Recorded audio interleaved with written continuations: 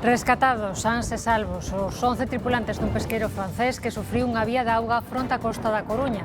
É un pesqueiro francés, pero con donos de Ribeira.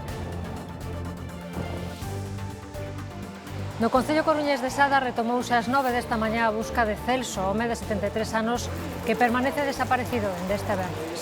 Celso ten principios de demencia e foi visto por última vez na zona do Taradero.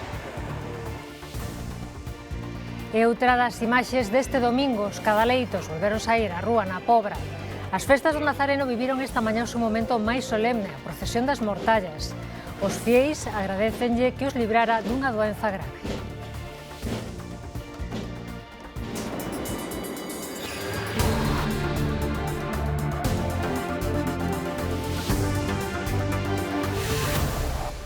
Que tal? Boas tardes. Unha das imaxes do día deixándolo aos incendios. O máis grave arestora segue sendo de Pantón. Aquí segue activada a situación do AS pola proximidade do lume ás casas.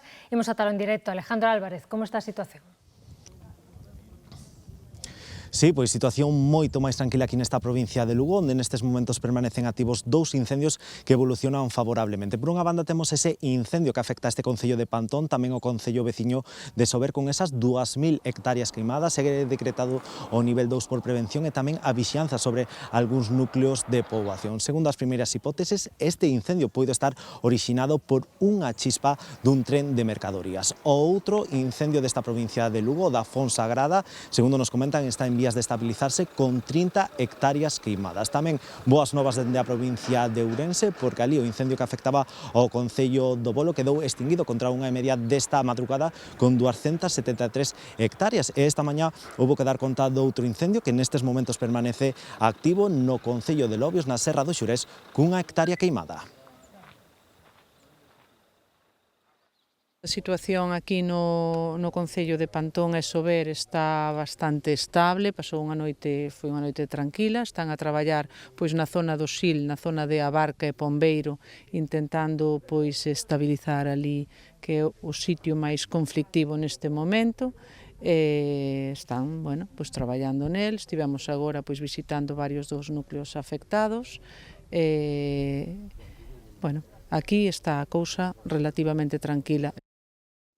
Xa comentaba o noso compañeiro Alejandro, outro incendio activo está na Fonsagrada. As chamas comezaron sobre as 2:30 da mañá do sábado e queimaron con virulencia varias hectáreas. O lume afectou polo momento unhas 30 hectáreas do monte de Reboira, na parroquia do Trobo. Facéndolle fronte a este incendio estiveron na zona 4 axentes medioambientais, 8 brigadistas de reforzo, 7 motobombas e 3 helicópteros, ademais das Briggs de Tineo. O que xa está extinguido é o incendio forestal do Bolo. O lume comezou o venres a medianoite e afectou finalmente 273 hectáreas. 192 delas son de Monterraso e 81 de Arboredo. En Lobios empezou tamén esta mañá un incendio que afecta unha hectárea do Parque Natural Baixa Limia, Serra do Xurés.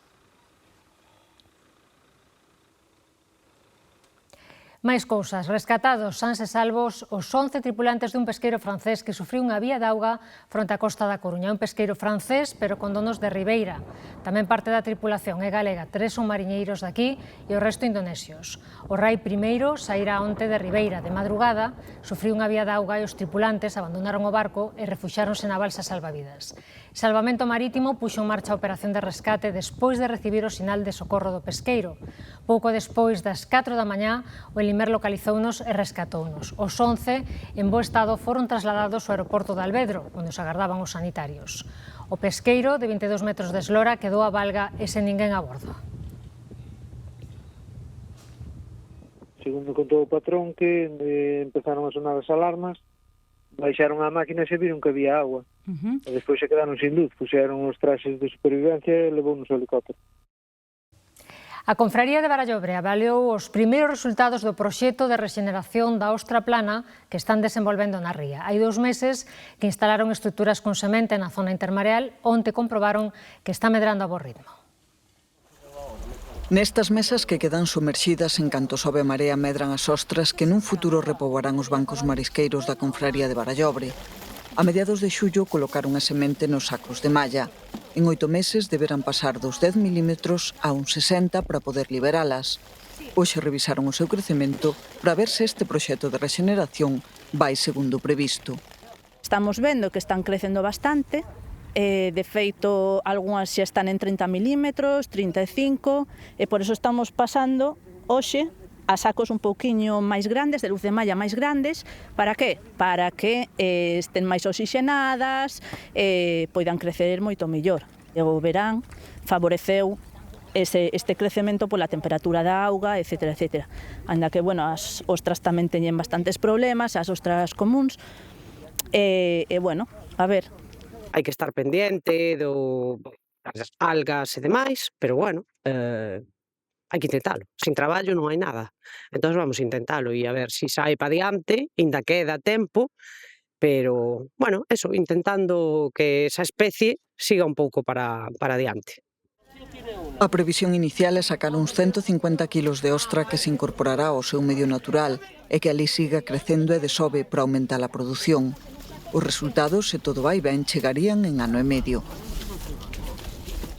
Que mexillóns dirían que son os máis ricos? Os de cor laranxa máis viva ou os máis pálidos? A cor que amosan unha vez cocidos ten que ver co seu sexo e co sabor. Uns científicos da Universidade de Vigo traballan para cultivar os máis saborosos.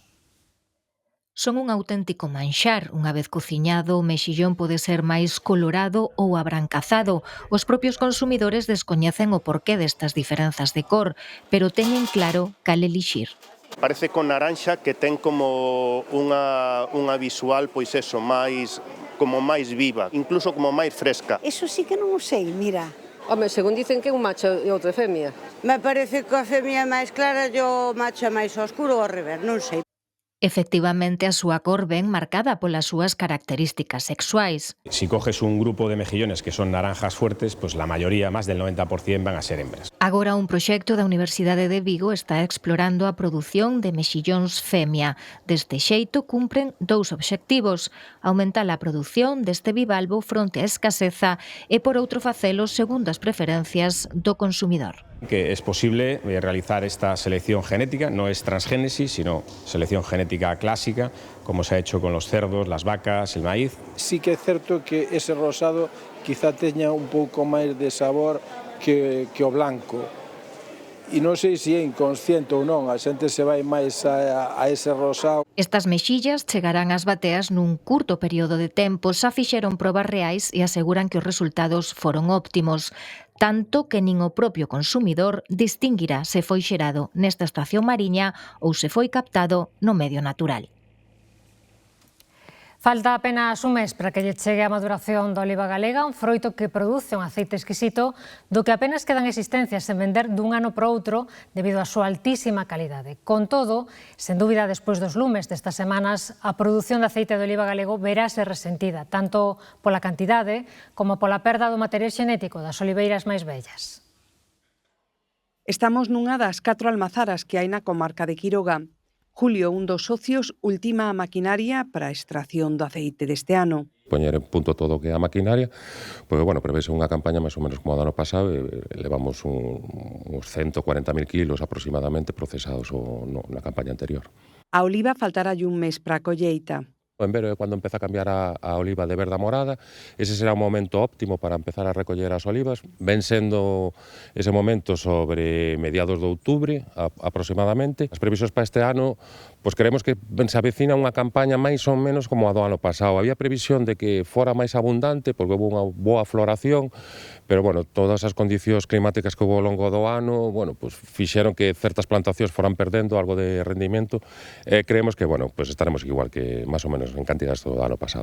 Debido ao lume que arrasou a zona este verán, a produción de aceite vai se ver resentida. A longo plazo, en que hemos perdido xa algúns árboles centenarios en algunhas parroquias, non, como pode ser a zona de Albaredos ou Ferreira. Pero, bueno, encantaríanos que se fixeran, bueno, pois os traballos, que se pensaran un pouquiño máis, non, nas actividades que se fan no rural, apoiar, bueno, pois iniciativas como estas ou outras moitas máis que hai, que nos axuden un pouco a cuidar do noso territorio.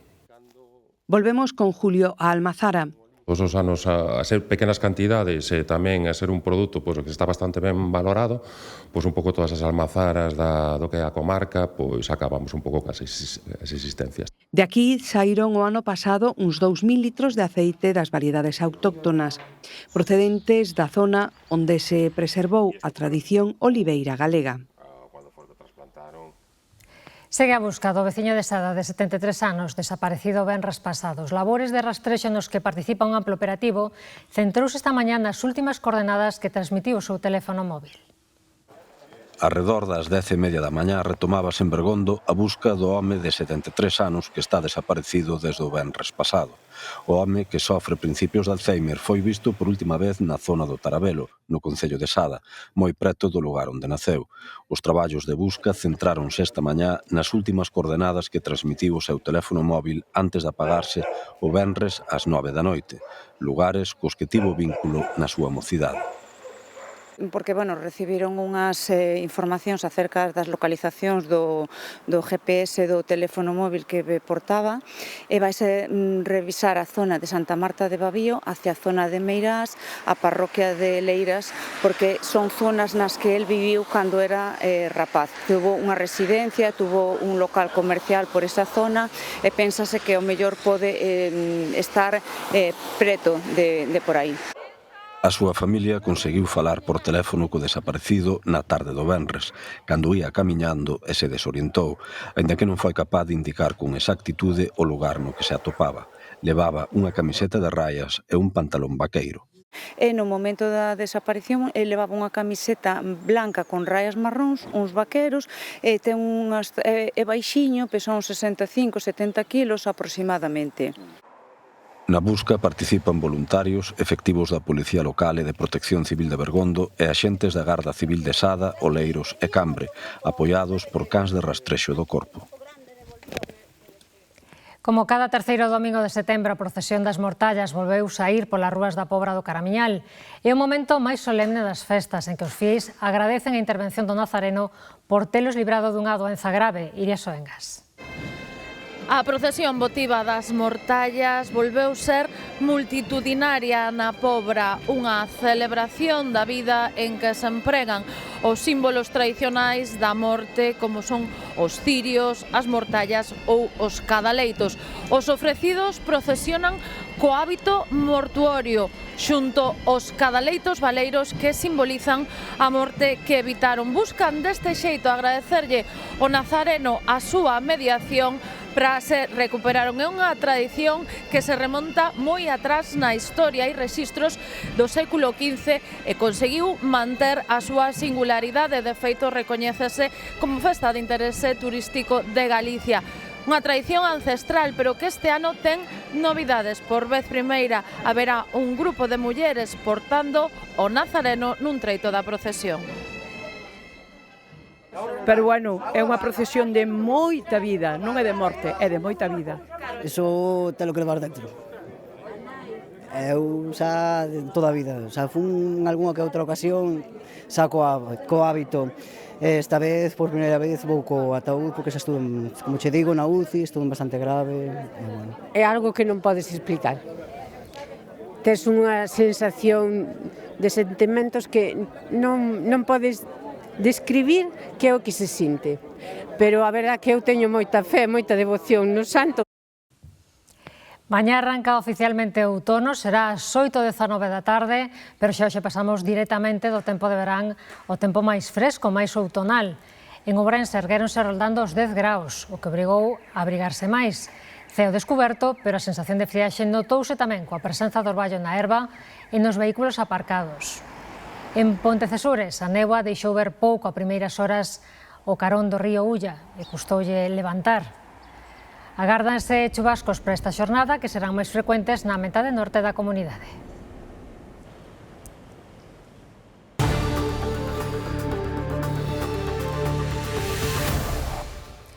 Ourense é a provincia española con menos fumadores, un 16% da poboación, así o indica unha enquisa da Asociación Española contra o Cancro, que atribúe estes resultados ao traballo de prevención, sobre todo entre a xente nova. A maior parte dos fumadores concéntrase entre os 35 e os 64 anos. O 64% dos ourensáns non fumou nunca e un 17% deixou o hábito, o que sitúa a porcentaxe de non fumadores por riba do 80% da poboación. Yo, toda la gente de mi entorno, la verdad que non fuman. Non se ve moito ambiente fumador nin pola calle nin nas terrazas. Se o din o estudo, pois non o vou rebatir, pero eu sí que vexo bastante xente fumadora. Eu incluído. Só o 16% dos ourensáns se recoñecen fumadores habituais fronte ao 20% de media en España. Eu son fumador e parece que dá un pouco de... que me vexan fumar parece que dá un pouco de apuro. Cada vez es más caro también, cada vez hai menos sitios onde podes fumar. A Sociedade Española contra o Cáncer usa estes datos para medir o resultado das súas estrategias de prevención, como os espazos libres de fume e as campañas dirixidas á poboación máis nova. Vemos que é o que pode disminuir un pouco que a población infanto-xuvenil comece ou retrasar o consumo. Os datos melloraron sensiblemente desde a entrada en vigor da actual lei antitabaco aplicada desde 2011. Uns 10.000, 12.000 pacientes na provincia de Ourense disminuíron o tabaco e agora actualmente temos en torno aos 51.000 pacientes que fuman, xente que fuma a diario. Polo tanto, temos que seguir avanzando. En pleno proceso da aprobación da nova lei, apelan a unha ampliación dos espazos sen tabaco, responsable do 30% das mortes por cancro. Un restaurante da Terra Chá cultiva os produtos estrela da súa propia carta, pementos, leitugas e tomates que chegan da horta á mesa sen intermediarios e con todas as garantías. Estes tomates non poden ser máis frescos.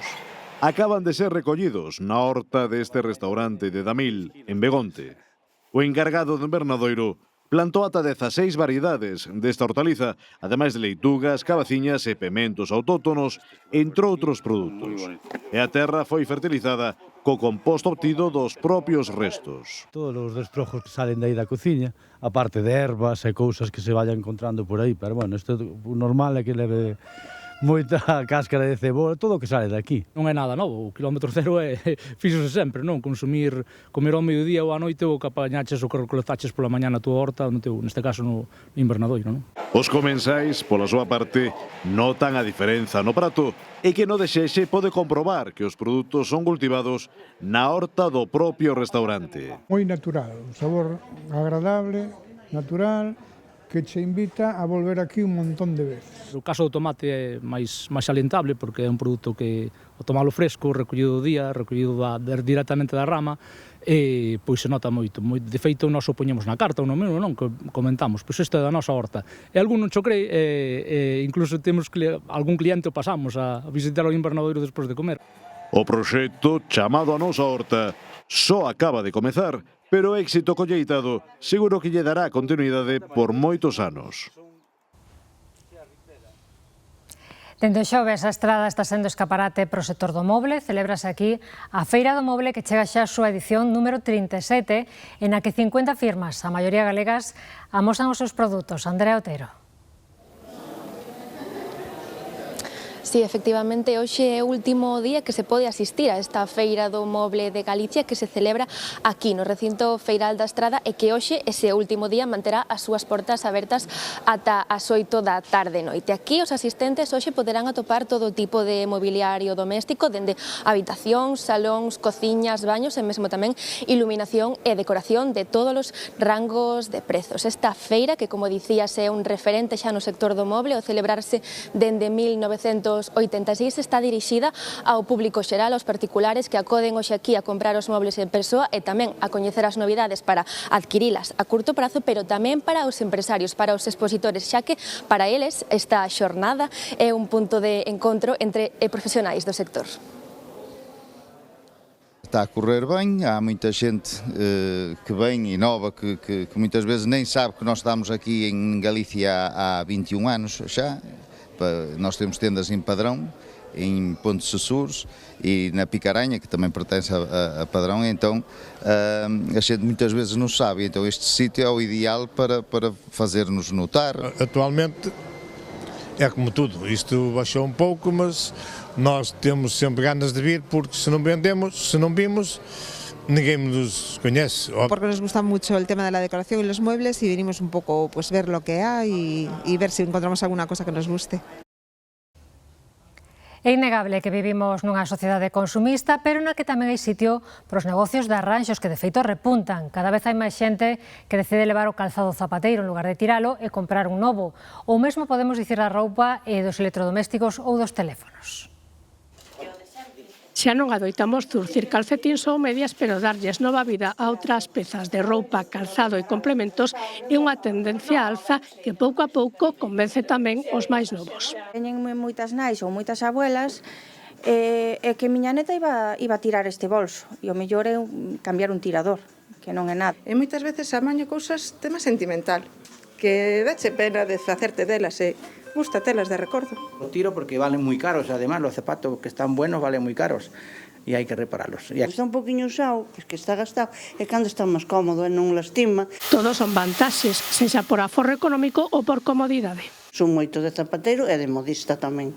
Darle nueva vida a todo lo que tenemos en casa, que es prácticamente como un fondo de armario que nos sirve para volver a reutilizar y también pues darle un pouco de trabajo a este mundo que non pode morir. Unha aposta pola economía circular fronte ao consumismo porque todo ten arranxo. Reparamos calzado de trekking, de trail, de motocross, de pés de gato para os escaladores e esas cousas é calzado moi caro, super técnico. Moitas veces reciclamos roupa herdada con valor sentimental. De la madre le tiene cariño y la quiere adaptar al cuerpo de cada uno y entonces es como restaurar una prenda que ya lleva 20 años, la calidad de las prendas y todo y más por el cariño sentimental que el cliente le guarda a esa prenda. Tamén podemos alongarlle a vida aos nosos dispositivos electrónicos. Si comparas arreglar un iPhone 12 que hoy en día es totalmente servible a un iPhone 17, pues te ahorrarías tranquilamente 600, 700 o incluso 800 euros. Eles son profesionais cada vez máis valiosos, capaces de dar nova vida aos nosos obxetos máis queridos. Medio cento de concellos participan na campaña Móllate polos ríos, unha acción de limpeza simultánea en toda Galicia promovida pola Asociación Ecoloxista Adega. Ademais de retirar refugallos, búscase fomentar a participación da cidadanía e a conciencia ambiental. Baixamos o río Ulla en Pontecesures para acompañar o grupo de voluntarios que vai limpar lixo pola ribeira.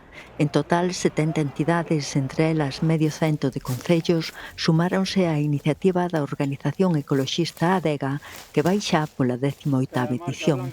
Decidimos vir a poñer o grancillo de area a ver se podemos entre todos manter limpo o que ao final é patrimonio de todos tamén. Sempre é un pouco orgullo telo limpo e sempre un pouco vergoña ver ás veces como está o que decíamos de cheo de basura. Sobre todo as latas, mira, acabamos de empezar latas de cerveza, de refrescos e todo.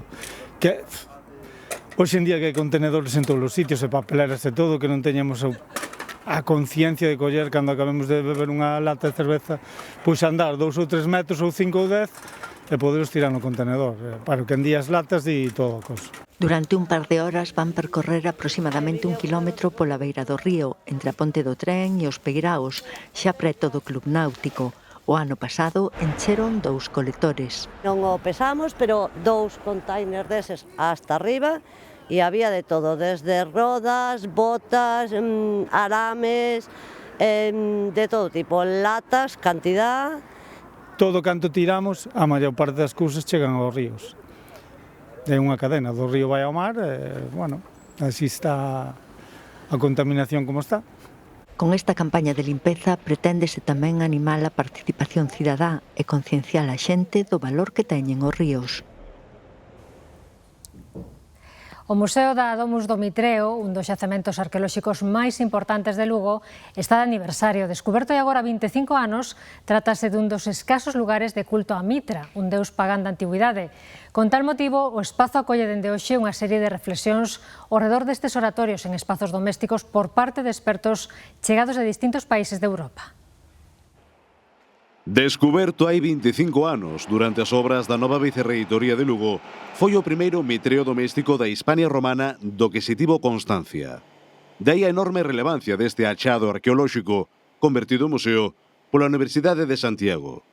Trátase dun oratorio onde se rendía culto a Mitra unha deidade pagá de orixe oriental e que fora erixido na residencia dun centurión a comezos do século III. El ritual consiste en la celebración de los misterios de Mitra y eso acompañado con banquetes en los que se consume sobre todo mucho pollo, mucho cerdo y tenemos restos óseos bien por todas partes. Para celebrar o aniversario da descoberta, o Museo da Domus do Mitreo organizou unha serie de actividades.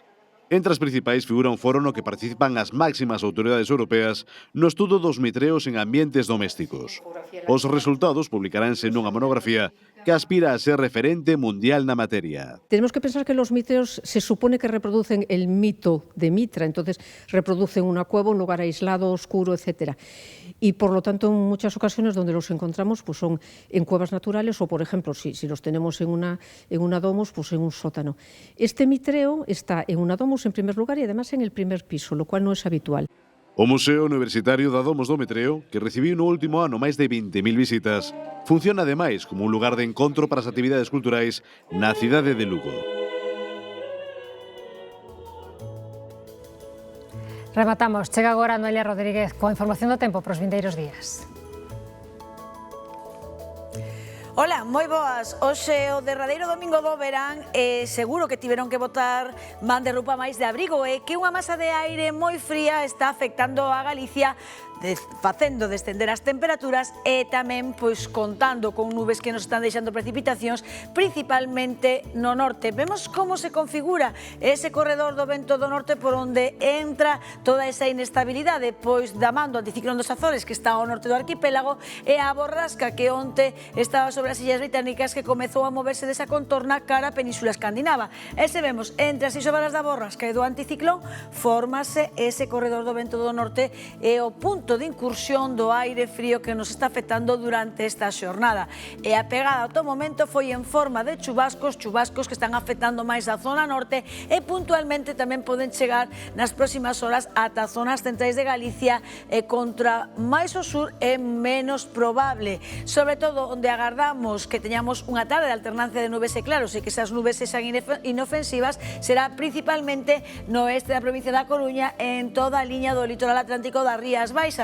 Teremos un vento do norte que soprará de carácter moderado, polo tanto tamén a sensación de friaxe será un poquinho máis pronunciada, tendo en conta que entre que as temperaturas van a ser baixas, valores máximos que estarán en xeral en torno aos 20, como moito ata os 21 graus que é a prevista esa temperatura para Ourense, pois hai que contar que a xornada será ben fresca, 17 para Lugo, 19 para Coruña ou Ferrol, 18 en Santiago, en Vigo 20 ou igual que en Pontevedra, pero que haberá moitas localidades que os seus termómetros se vexan frenados nos 15 graus, e o caso, por exemplo, de Vilalba, Lalín quedarán nos 16, pero que en zonas de montaña mesmo marcarán valores con tintes de hibernía, como no caso de Fonsagrada ou de Pedrafita con 10 ou 11 graus. Tamén en áreas do sureste será onde máis noten este descenso das temperaturas, porque no Barco quedarán con 19 graus ou en Verín 18, entre 6 e 7 graus menos do que marcaron os termómetros onte.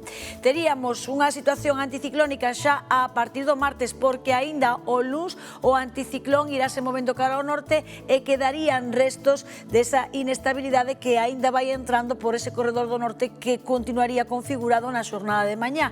Anticiclón que estará o martes ao norte, polo tanto recuperaríamos o tempo estable e seco con unhas temperaturas algo máis cálidas. Vemos que o anticiclón aínda perdurará nesas áreas do norte sobre as Illas Británicas ata a xornada dos xoves. Vemos precisamente ese medio prazo que nos fala aínda de inestabilidade na mañá do luns. Temos vento do norte e ademais agardamos que esas precipitacións poden ser máis persistentes e frecuentes en áreas do norte de Lugo. Zonas como na Mariña teníamos as precipitacións máis intensas durante a mañá, de zonas de centrais de Galicia cara ao sur, alternancia de nubes e claros, e tamén abriremos a mañá en zonas clásicas do interior con eses nevoeiros. Unha mañá fresca porque as temperaturas mínimas continúan en ese descenso e vento do norte de carácter moderado. De cara á tarde as precipitacións xa serán de menor cuantía, aínda poden afectar as zonas máis do norte, no resto alternancia de nubes e claros e temperaturas que non se van a mover, volverán a ser discretas, valores entre os 20 ata os 22 graus, vento do norte de carácter moderado, especialmente en puntos da costa. Durante a xornada do martes martes xa será anticiclónico.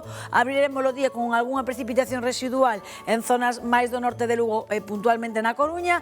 Teríamos tamén alternancia de nubes e claros no resto, hai que contar con algún nevoeiro matinal en zonas do interior. Ascenso das temperaturas mínimas, teríamos unha mañá un chisquiño máis suave.